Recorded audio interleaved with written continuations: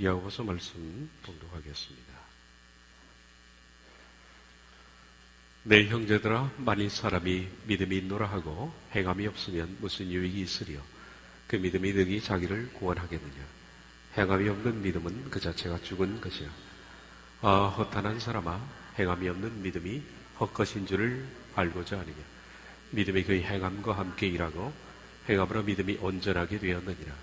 영혼 없는 몸이 죽은 것 같이 행함이 없는 믿음은 죽은 것이니라. 아멘.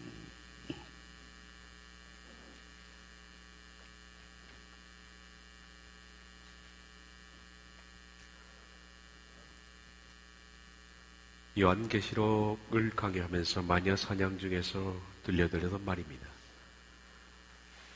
인간은 종교적 신념에 따라 행할 때만큼 기쁘고 용감하고 철저하게 악을 행하는 일은 없었다. 파스칼이 말입니다. 기독교사를 보면 참 이상한 일이 있습니다. 그것은 인간이 가장 악해지고 타락했던 때는 기독교 부흥사입니다. 이상한 일이죠. 기독교 힘이 절정에 이를 때 인간은 가장 타락했습니다. 그리고 교회는 가장 악했습니다. 한 개인의 힘과 교회의 힘이 강할 때는 타락한다는 얘기입니다. 기독교 사정에서 가장 교회의 힘이 강했던 때는 신성 로마 제국입니다. 교황이 황제 위에 군림했던 때입니다. 그때는 모든 유럽이 이 캐톨릭의 조직 속에 있었습니다. 그러나 이때야말로 가장 강력했던 그리고 가장 잔인했던 종교재판소 마녀사냥이 횡행했던 시기도 합니다. 마녀사냥은 16세기, 17세기에 절정을 달했는데 거의 300년간 전 유럽을 휩쓸었습니다.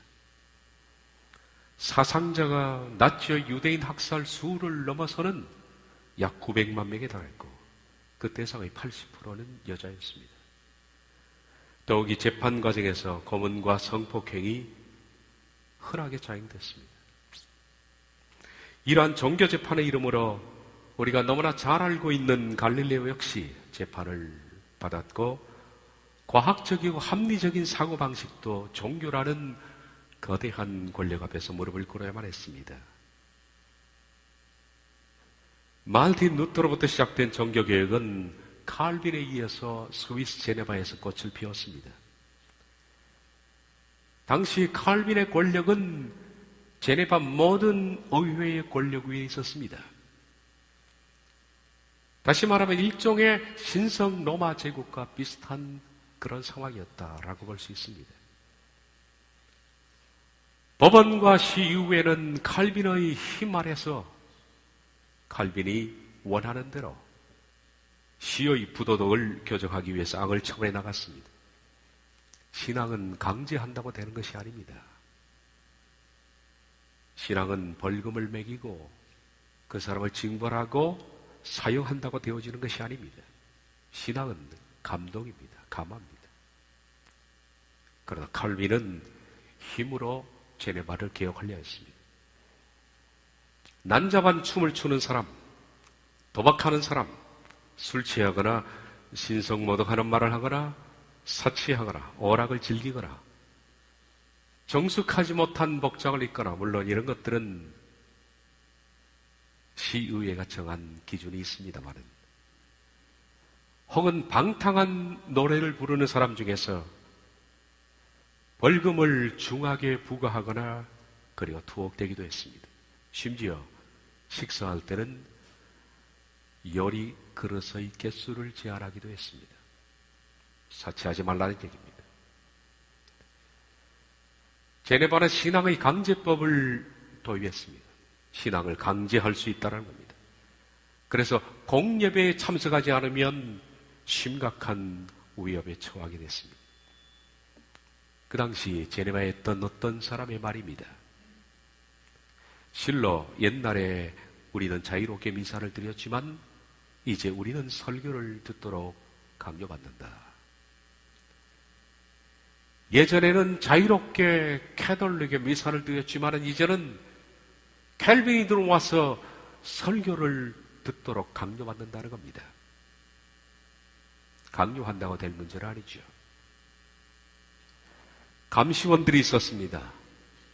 그들은 집집마다 돌아다니면서 혹시 그 사람이 교회당에 출석했는지 하지 않았는지를 점검하고 확인했습니다. 1년에 한 차례씩 가정을 방문해서 그 사람들의 신앙과 도덕성을 검증을 하기도 했습니다. 그리고 위반자들은 시리법원으로 소환되기도 했습니다. 숨을 쉴 수 없을 정도로 어떤 사람은 당나귀가 우는 소리를 듣고서 당나귀가 아름다운 시편을 읽고 있다라는 말을 했는데 이것이 신성모독죄로 추방이 됐습니다. 별로 추방할 일은 아닌데 말입니다. 어떤 남편은 아내에게 살림살이에 대한 책자를 건네면서 이런 말을 했습니다. 이것은 가장 뛰어난 시편 찬송이요 라고 아내에게 줬는데 이 말을 했다가 신성모독으로 추방이 됐습니다. 설교 때 웃었던 사람도 신성모독으로 투옥이 됐습니다. 1541년부터 1559년까지 수많은 사람들이 징계, 벌금, 투옥되었고 20명이 넘는 사람들이 화형되었고 58명이 사형되었고 76건의 추방명령이 시행되었습니다. 당시 제네바 인구가 13,000명이어서 다행이지 큰 도시였다면 큰 화를 입을 뻔했습니다. 파스칼의 지적 그대로입니다. 한 사람의 힘이 세지면 타락합니다. 종교가 힘이 세지면 타락합니다. 교회가 강력해지면 타락합니다. 파스칼의 지적 그대로입니다.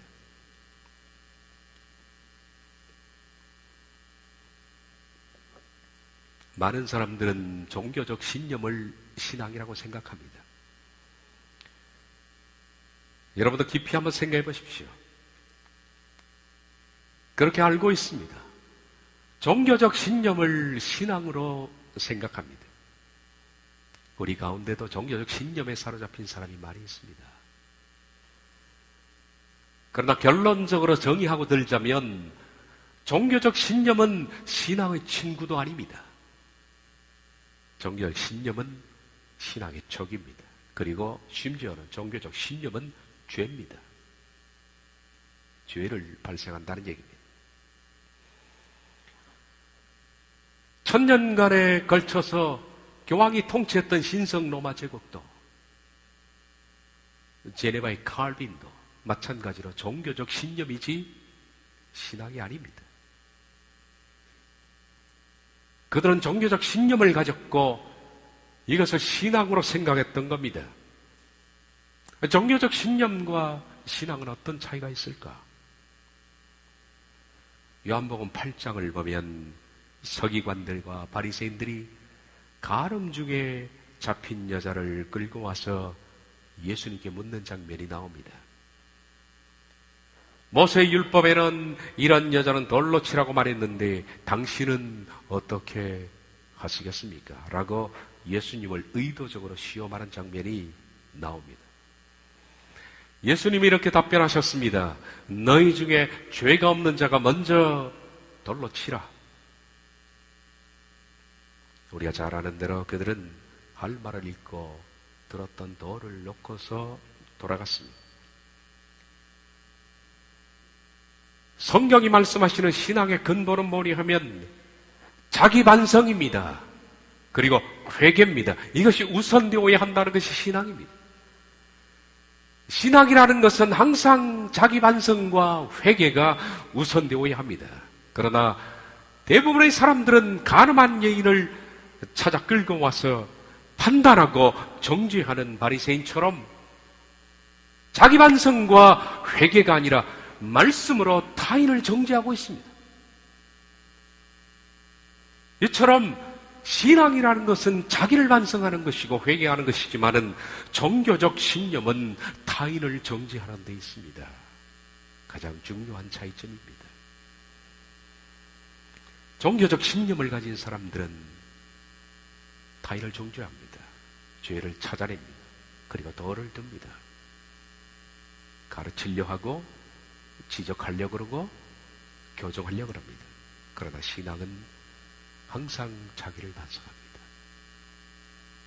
나를 본다는 겁니다. 바리새인들은 종교적 신념을 가진 사람이었고, 예수님께서는 말씀하신 것이, 신앙이라는 것은 먼저 너희 자신의 죄를 보는 것이다 라고 말씀하신 것입니다. 종교적 신념은 신앙과 비슷합니다. 밖으로 표출되는 것이 똑같이 기도하고 똑같이 예배하고 똑같이 헌금합니다. 똑같이 열심을 냅니다. 전혀 다른 것을 발견할 수가 없습니다. 그러나 종교적 신념은 실은 법은 자기 자신입니다.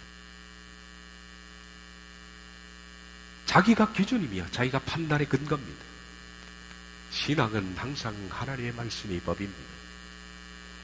종교적 신념을 가진 사람들은 자기 판단과 기준을 따라서 하나님의 나라를 세우려고 혈안입니다. 종교적 신념을 가진 사람도 열심히 있습니다. 그러나 종교적 신념을 가진 사람들이 힘을 쏟는 것이 어디냐면 하나님의 나라의 일들입니다. 그들은 이 신념을 가지고 교회당을 크게 건축합니다. 이 신념을 가지고 하나님의 일을 크게 하려고 애를 씁니다. 선교를 합니다. 종교적 신념이 항상 쏟는 목적은 하나님의 나라의 일입니다. 그러나 실제로는 자기의 판단에 따라 행하고 있을 뿐입니다. 그러나 신앙이 힘을 쏟는 것은 하나님의 나라 일보다 먼저 자기 자신입니다. 자기의 죽음입니다. 내적 자의 죽음에 신앙은 초점이 맞춰져 있는 겁니다. 우리는 종교적 신념을 가르쳐서 행위라고 부릅니다. 그리고 신앙을 가르쳐서 행함이라 그렇게 부릅니다. 말을 그렇게 만들어 본 겁니다. 종교적 신념을 가진 사람들이 행하는 모든 행위는 행위입니다. 그러나 신앙인은 행함을 합니다. 종교적 신념으로 구원을 이루려고 하는 사람들을 가르쳐서 행위 구원론자라고 부릅니다.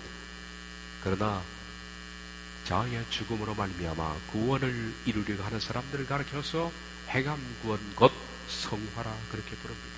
성화 구원입니다. 야고보서가 지적하는 대목이 그 대목입니다. 행위가 아니라 행함이 없는 믿음은 그 자체가 죽은 것이라.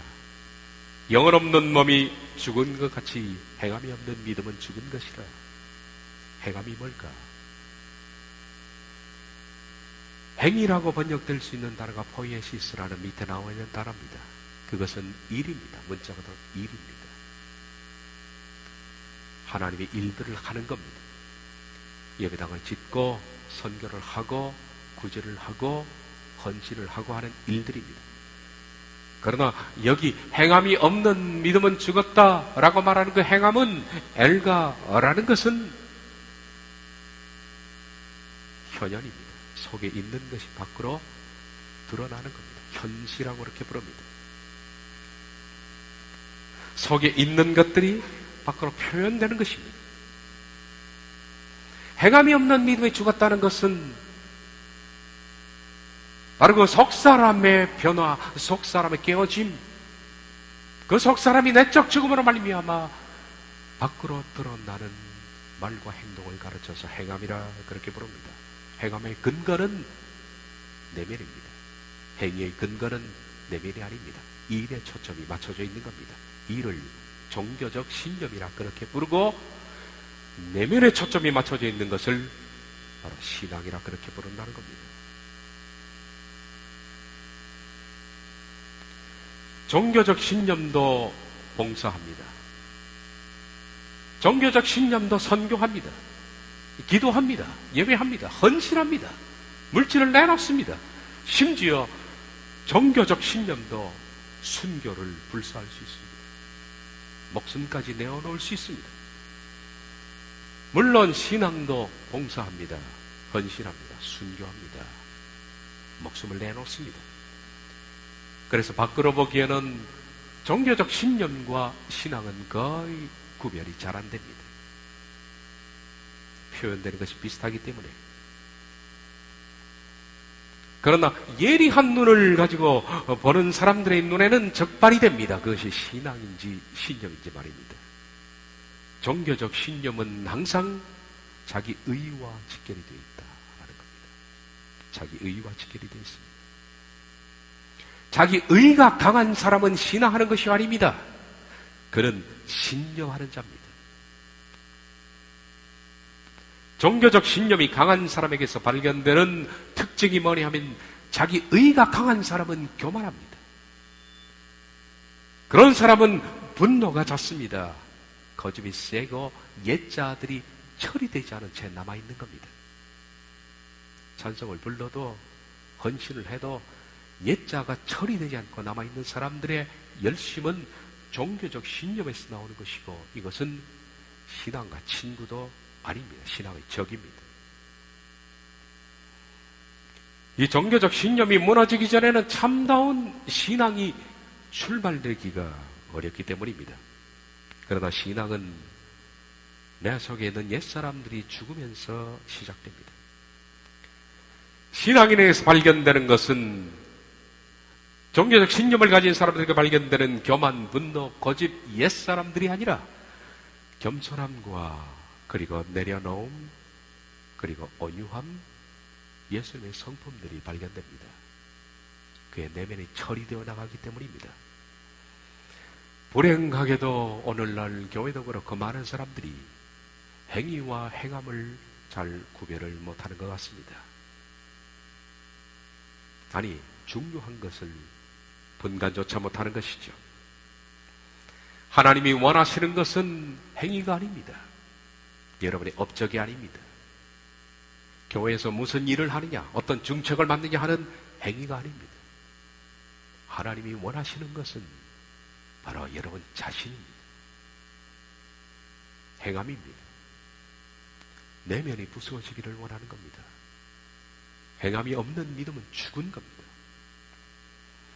이스라엘 백성들은 구약에서 모두 다 행함이 아니라 행위에 초점이 맞춰져 있었습니다. 무슨 일을 하느냐 하는 것에 그들은 초점이 맞춰져 있던 겁니다. 그래서 그들은 하나님 말씀을 다 오해했습니다. 예수님께서 그들에게 말씀하셨습니다. 하나님이 원하시는 것은 너희의 행위가 아니라 너희의 행함이다. 그런 견지에서 다음 말씀을 보시면 됩니다.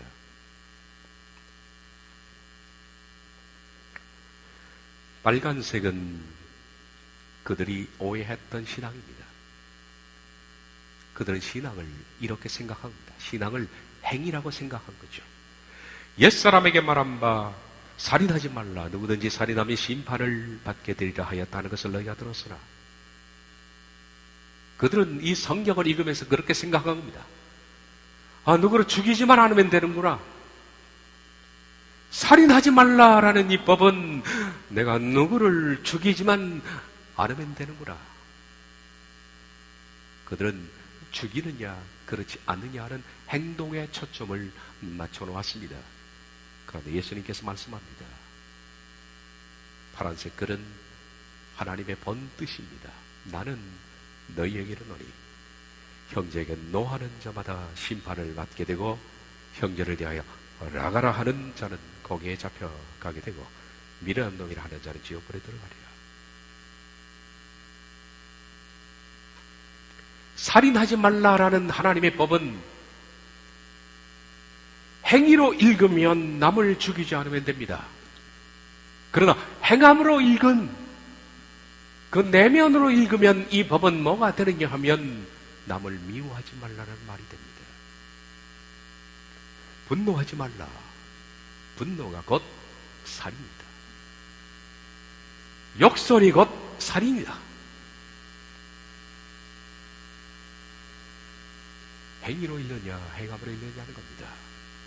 그래서 예수님께서 답을 제시하십니다. 그러므로 예물을 제단에 뒷대다가 거기서 내 형제에게 원망 들을 만한 일이 있는 것을 생각나거든 예물을 제단 앞에 두고 먼저 가서 형제와 화목하고 그 후에 와서 예물을 드리라. 그것이 살인하지 않는 법입니다.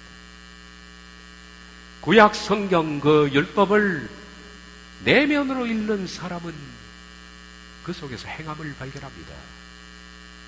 그러나 행위를 읽는 사람들은 살인만 하지 않으면 되는 겁니다.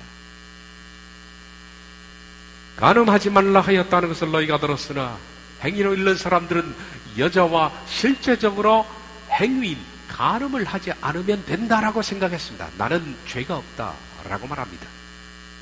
그러나 내면으로 이 글을 읽으면 이렇게 됩니다. 나는 너희에게 이르노니 음욕을 품고 여자를 보는 자마다 이미 마음에 간음하였느니라.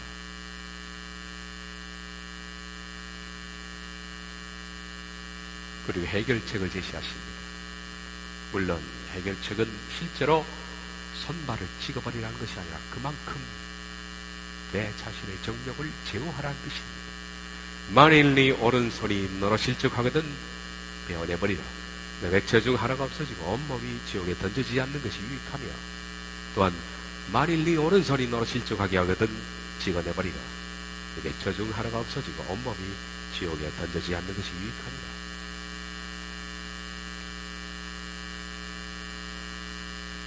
눈은 눈으로 이는 이로 갚으라 하였다는 것을 너희가 들었으나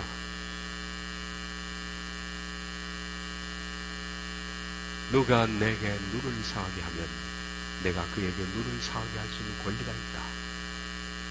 누가 내 이빨을 부러뜨렸다면 나도 그의 이를 부러뜨릴 수 있는 권한이 있다. 그들은 이렇게 해석했습니다. 그러나 예수님 말씀하십니다. 이 말씀을 주신 원래의 뜻은 무한정 용서하라는 뜻이다. 무한정. 실은 구약에서 눈은 눈으로 이는 이로 하는 법은 도덕법이 아닙니다. 도덕법이 아닙니다. 이것은 피해자가 가해자를, 내게 가해를 끼친 사람에게 보복할 수 있는 권리가 아닙니다. 누가 내 눈을 다치겠습니다. 그러면 이제는 피해자가 가해자에게 똑같이 눈을 다치게 할 수 있는 권리가 있다는 뜻으로 말씀하신 것이 아닙니다. 구약을 읽어보면 이 뜻은 어떤 뜻이냐면 누가 내게 눈을 상했는데 하나님께서 말씀하기를 가능하면 내가 보복하지 말라는 거예요. 그리고 용서해라. 그러나 정 못 견디게 보복하겠다 그러면 네가 다친 만큼만 해라. 눈을 늘어. 이를 다치게 한 사람은 이 그 자체로 더 이상 하지 마라. 이 뜻은 보복하지 마라는 뜻입니다. 이것을 행함으로 읽으면 이렇게 됩니다. 내가 너희에게 이르노니 악한 자를 대적하지 말라. 누구든지 내 오른뺨을 치거든 왼편도 돌려라. 또 너를 고발하여 속옷을 가지고자 하는 자에게 겉옷까지 가지게 하며, 또 누구든지 너로 억지로 어리를 가게 하거든 그 사람과 심리를 동의하고 내게 구걸하는 자에게 주며 내게 구고자 하는 자에게 거절하지 말라.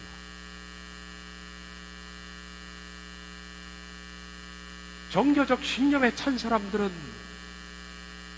행위에 초점이 맞추니까 하나님 말씀이 보이지 않습니다. 신앙에 초점이 맞춰져 있는 사람들은 예수님이 말씀하신 이 뜻을 읽어냅니다. 종교적 신념은 절대 신앙이 아닙니다. 자기 열심은 신앙이 아닙니다. 신앙은 죽는 겁니다. 내적 자아가 죽는 겁니다. 종교적 신념을 가진 사람들은 종교 행위를 하면 할수록 나빠집니다. 이상한 일입니다. 성경을 읽으면 읽을수록 오만해집니다. 차라리 종교적 신념을 가진 사람들은 성경을 읽지 않는 것이 좋습니다. 왜냐하면 그들은 성경을 몇 번 읽었다, 그리고 얼마만큼의 지식을 가졌다라는 것이 그들의 자랑거리가 되니까. 종교적 신념을 가진 사람들은 기도하면 기도할수록 오만해지고 편협해집니다. 봉사하면 봉사할수록 그는 교만해집니다. 그러나 신앙인들은 성경을 읽으면 읽을수록, 기도하면 할수록, 봉사하면 할수록 더욱 낮아지고 더욱 없어지고 더욱 자신의 존재가 발견되지 않고 겸손해지고 온유해집니다. 신앙의 길과 종교적 신념의 길은 완전히 극과 극입니다. 종교적 신념의 맨 끝은 지옥이고 신앙의 끝은 하나님의 나라입니다. 종교적 신념을 가진 사람도 기도하고 구제하고 금식합니다. 신앙을 가진 사람도 기도하고 구제하고 금식합니다. 그러나 종교적 신념을 가진 사람들은 어떻게 하느냐? 사람에게 영광을 받는 것이 그들의 목적입니다.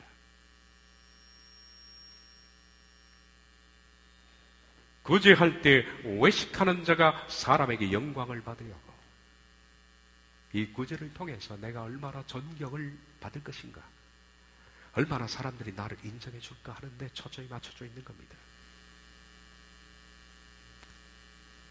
회당과 거리에서 하는 것 같이 너에게 나팔을 불지 말라. 진실로 너희에게 이르노니 그들은 자기 상을 이미 받았느니라.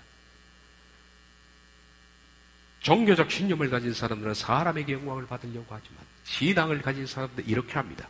구제할 때 오른손이 하는 것을 왼손이 모르게 합니다. 신앙은 내면의 문제이기 때문에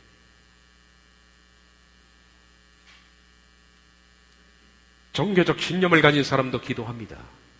너희가 기도할 때 외식하는 자와 같이 하지 말라. 그들은 사람에게 보이려고. 마찬가지로 그들은 사람에게 보이려 합니다.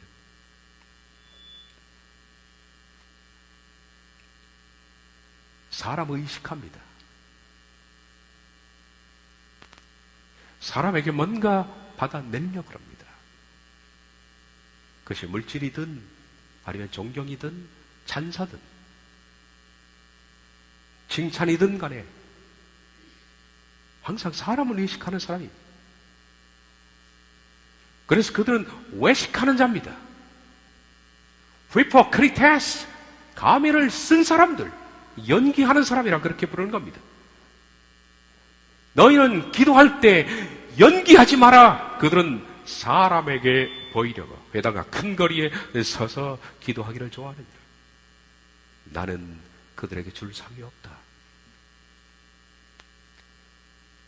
신앙인들은 기도할 때 골방으로 들어가 문을 닫고 은밀한 중에 계신 아버지께 기도합니다. 그것은 내면의 문제이기 때문에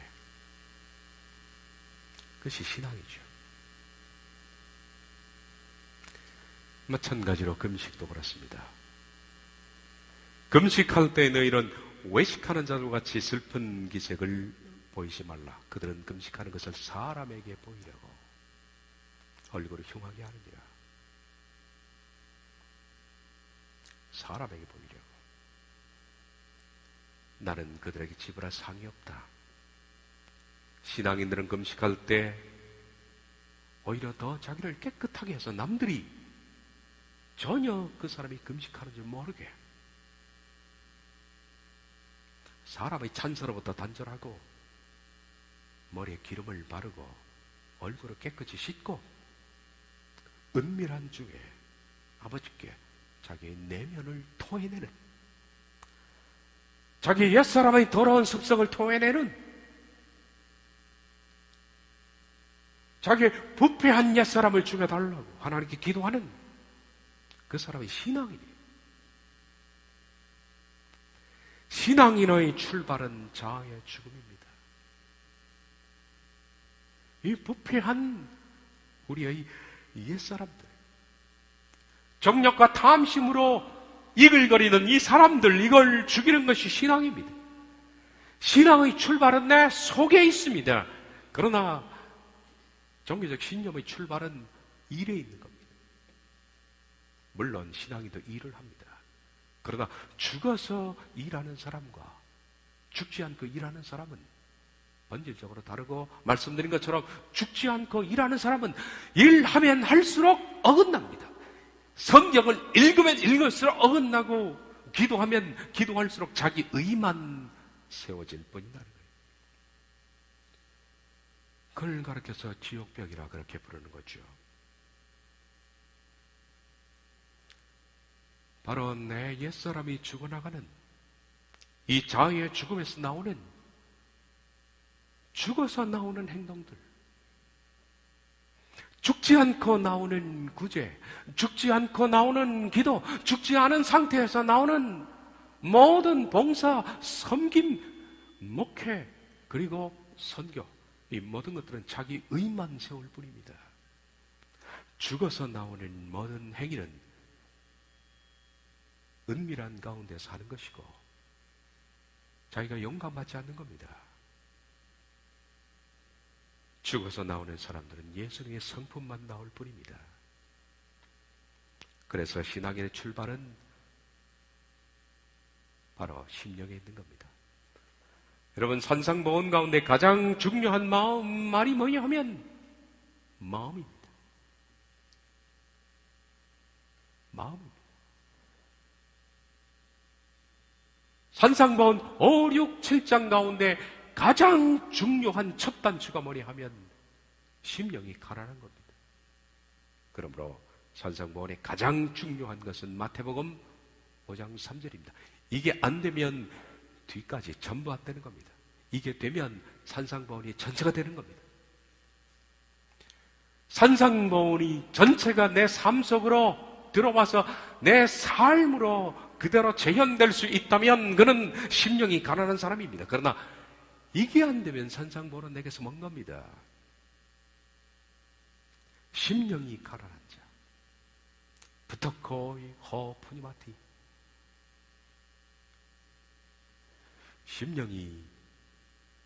심령이 파탄난 자, 심령이 파탄난 자, 너무너무 아무것도 없어서 거지 나사로와 같은 상태가 된 것. 부터코이라는 가난한이라는 단어는 신약 성경에 딱 2번밖에 안 나옵니다. 여기 한 번, 누가복음에 나오는 거지 나사로 할 때, 바로 거지 나사로가 구걸하더니 할 때 나오는 그 단어가 가난입니다.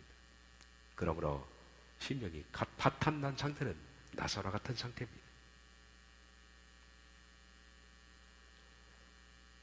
내 심령 속에 선한 것이 하나도 없다는 사실을 발견하고 만물보다 부패한 것이 사람의 마음인데 이 더럽고 추한 악한 마음들, 눈을 씻고 찾아봐도 선한 것이 없는 온통 부패한 이 심령의 파탄 상태를 발견하고 너무 두렵고 방법이 없어 애걸복통하며 그럴 때 하나님께서 하나님 말씀으로 그가 통제되는 온유한 자, 온유는 통제입니다. 하나님 말씀으로 통제된 자, 그는 의에 줄이고 비로소 목말라 하는 그런 사람은 비로소 국률이 나올 것이고 총결이 나올 것이고 화평이 나올 것이며 박해를 받아도 전혀 개의치 않는 상황. 이것이 바로 신앙의 출발입니다. 만약에 종교적 신념에 사로잡힌 사람이 있다면 다시 돌아가십시오. 처음으로. 심령이 가난한 자는 복이 있나니 천국이 그들의 것이며 심령이 파탄난 자는 복이 있도다. 복이 있도다. 심령이 파탄난 자는 하나님의 통치가 그들에게 있을 것이고 애걸복통하는 자는 복이 있다. 성령이 그를 위로할 것이다. 하나님 말씀에 통제된 자는 복이 있다. 그들은 천국의 유업을 받을 것이다. 의에 줄이고 목마른 자는 복이 있다. 그들이 배부를 것이다. 그런 사람은 타인을 긍휼히 여길 것인데 긍휼히 여기는 자는 복이 있다. 하나님이 그들을 긍휼히 여기실 것이다. 마음이 깨끗해진 사람은 복이 있다. 하나님을 볼 것이다. 화평케 하는 자는 복이 있다. 그들은 하나님의 아들이라 일컬음을 받을 것이다. 의를 위하여 박해를 받는 자는 복이 있다. 천국이 그들의 것입니다. 나로 말미암아 너희를 욕하고 박해하고 거짓으로 너희를 거슬러 모든 악한 말을 할 때는 너희에게 복이 있다. 기뻐하고 즐거워하라. 하늘에서 너희 상이 큽니다. 너희 전에 있던 선자들도 이같이 박해를 받았느니라. 심령이 파탄난 자는 분명히 이 세상에는 박해를 받습니다. 그런 사람이 행함입니다. 그런 행함이 없는 믿음은 죽은 겁니다. 마치 영혼이 없는 몸을 시체라고 부르는 것처럼 행함이 없는 믿음 자체는 죽은 겁니다. 그 속에서 죽어 나온 음성은 아름다운 음성입니다. 옛자가 죽어서 나오는 고백은 아름다운 고백입니다. 그것을 신앙이라고 부릅니다. 신앙이라는 것은 죽은 시체가 부르는 노래야. 시체가 하는 행동입니다. 속과 겉이 다른 것을 우리들은 표리부동이라고 부릅니다. 속과 겉이 다른 겁니다. 표리부동한 사람은 그는 위장하는 겁니다. 가면을 쓰고 위장합니다. 선한 행동을 할 수가 없습니다. 사람은 속일 수 있을지 모르겠습니다.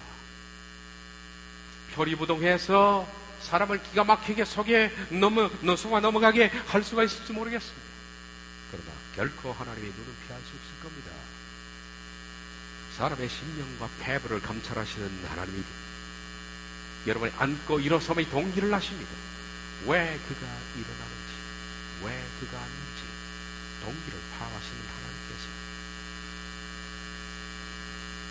우리의 모든 속사람 속에 있는 모든 말과 행동이 종교적 신념인지 아니면 신앙인지 하나님이 아십니다. 시편 139편처럼 하나님은 우리의 모든 것들을 간파하고 있습니다. 주님, 주께서 나를 샅샅이 살펴보셨으니 나를 잘 알고 계십니다. 내가 앉아있거나 서있거나 주님께서는 다 아십니다. 멀리서도 내 생각을 다 알고 계십니다. 내가 길을 가거나 누워있거나 주께서는 다 살피시고 계시니 내 모든 행실을 다 알고 계십니다. 내가 혀를 늘려 아무 말 하지 않아도 주께서는 내가 그 혀로 무슨 말을 하는지 미리 다 알고 계십니다.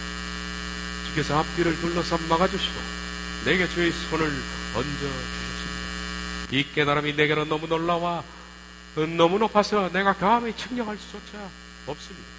내가 주의 영을 피해서 어디로 가며 주의 얼굴을 피해서 어디로 도망치겠습니까? 내가 하늘로 올라가더라도 주께서는 거기서 계시고 수월에서 자리 펴더라도 주님은 거기서 계십니다.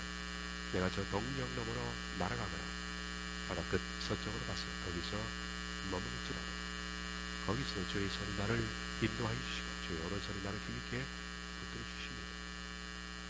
하나님은 다 아십니다. 내 속에서 내 옛자가 죽어서 나온 행동인지 아니면 죽지 않고 하는 행동인지 종교적 신념인지 신앙인지 하나님은 아십니다. 사랑하는 여러분, 더 늦기 전에 자신을 돌아보십시오. 더 늦기 전에 시간이 많이 흘렀습니다. 너무나 빨리 시간이 흘러가고 있습니다. 더 늦기 전에, 더 후회하기 전에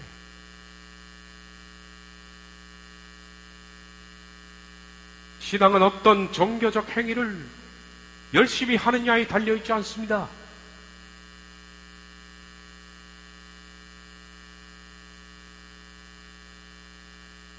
어떤 사람으로 변화되느냐, 어떤 사람으로 변화되느냐. 교회에서 목사가 중요한 것도 아니고 장로가 중요한 것도 아닙니다. 어떤 성도가 되느냐 하는 것이 중요한 겁니다. 뭐가 이런 것들이 중요하겠습니까? 교회에서 어떤 일을 하는 것이 중요한 것이 아닙니다. 어떤 사람이 되느냐 하는 것이 우선입니다. 심령 파탄의 상태에 처해져서 그리스도의 성품으로 변화되지 않는 상태에서 하는 모든 행동들은 종교 행위입니다. 그런 위선자에 불과하다는 겁니다. 그렇습니다. 종교적 신념을 가진 사람들은 외식하는 자들, 다시 말하면 배우들입니다. 오늘 이 시대 교회 안에는 너무나 많은 배우들이 있습니다. 강단에서 경건을 배우하는 목사 배우도 있고, 은혜를 연기하고 설교를 연기합니다. 강단에서 목사가 얼마나 설교를 유창하게 하냐? 물론 그것이 부흥의 한국교회의 기초가 되지만은 그게 의미가 있겠습니까? 목사가 하나님의 사람으로 옛자를 죽였는지 그러지 않는지, 믿을 만한 목사인지 그렇지 않은지, 혹시가 배우가 아닌지 알고 싶으면 강단에서 듣지 말고 목사 부인에게 물어보십시오. 목사 자녀에게 물어보십시오. 네 아버지가 바르냐? 장로여, 권사여, 성도도 가족에게 인정받고 가족에게 존중받고 자녀에게 신뢰받지 못한다면 배우가 아니겠습니까? 그렇게 배웁니다. 종교는 시험하지 마십시오. 우리는 신앙해야 합니다. 신앙해야 합니다. 너무 많은 사람들이 연기합니다. 너무 많은 사람들이 매우 짓거리를 하고 있습니다. 그러다 그들의 내면은 여전히 그대로입니다. 여전히 탐욕과 물욕과 정욕과 혈기가 들끓고 있습니다. 이런 사람을 가르쳐서 종교 배우라고 부르며 이런 목사를 가르쳐서 강단꾼이라고 부르는 것입니다. 그들은 신자가 아니라 배우입니다. 오늘도 배우 교인들이 넘칩니다. 배우 목사들이 넘칩니다. 여러분 자신을 돌아보십시오. 나는 종교의 신념을 가진 사람인가? 아니면 정말 신앙하는 자인가? 바로 그 행함이 없으면 구원받을 수 없습니다. 장차 우리가 심판대 앞에 서서 내가 평생 신앙했다고 생각했던 그것이 하나님의 판결에 따라서는 너는 종교적 신념을 가진 것이지 신앙한 것이 아니라 라고 판단한다면 그 최후 판결문을 받아든다면 더 이상 우리에게 기회가 없습니다. 이 비극적인 결산서를 받아들이기 전에 여러분 자신을 돌아보십시오.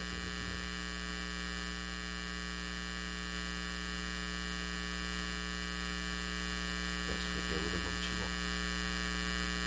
진실한 신앙 자꾸 들리겠습니다.